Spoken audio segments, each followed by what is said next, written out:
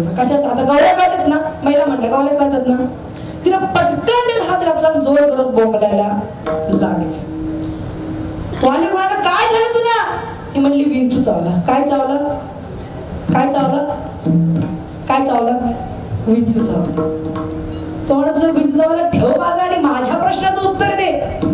ही म्हणली, तुमच्या प्रश्नाचं उत्तर देते, तर तुम्ही आधी माझ्या प्रश्नाचं उत्तर दे. मला जो विंचू चावलाय त्यातल्या अर्ध्या वेदना तुम्ही घ्याल का? अर्ध्या वेदना तुम्ही घ्याल का?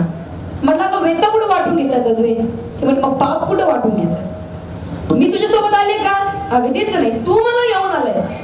माझं पोळभर तुझं कर्तव्य आहे. तुझं पाप करतं, पुण्य करतं, मला काही घेणं देणं नाही. काही घेणं देणं नाही. बाबा मला सांगा, तुमच्या काळात नवरा पुढे चालायचं, नवरी मागायला चालायची, बरोबर ना? बरोबर की नाही? बाबा तुम्ही बरोबर ना? आता सगळंच घडलंय. काय झालं? सगळंच बदललंय. सगळं भुगरं सारखं गोलगोल दिसत. आता नवरी पुढे चालली, हे दोघं तिच्या मागं चालत. एकदा का अक्षर तडाखा पडला की बस, तेरे सिवा मेरा इस दिल में कोई नहीं. महाराज, ज्यांचं झालं त्यांना विचार, माझं काय झालेलं नाही म्हणून तुम्हाला विचार. ज्यांचं झालं नाही त्यांना काय वाटतं, माझं कधी होईल, कधी होईल. पण ज्यांचं झालं त्यांना विचार. महाराज, एकदा जर अशी कुटी गुत्ती, अशी गुत्ती, एक वेळ खोटा उठेल पण खोटी उठायची, अशी गुतत. मग ज्यांना अति आहे त्यांना गुतंग.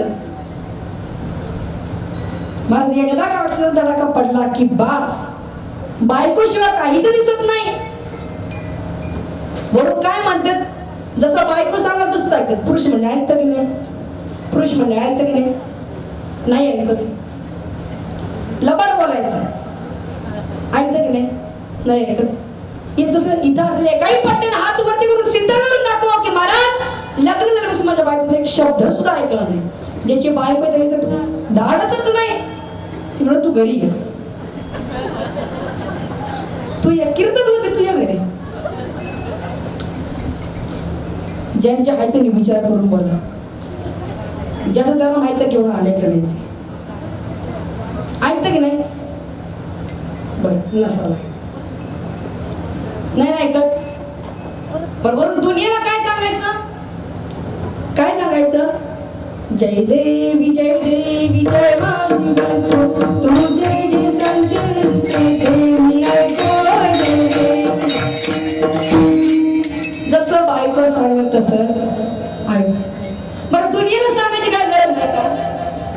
हाय का दुनिया सांगायची काय गरज नाही का? तरी सांगत सांगतो की नाही? आम्हाला काळ बदलला हे मलाही माहिती, पण निदान संस्कृती आणि परंपरांचं हे जरा खेळ आपल्या डोक्यात पदर तर घ्यावा. पदर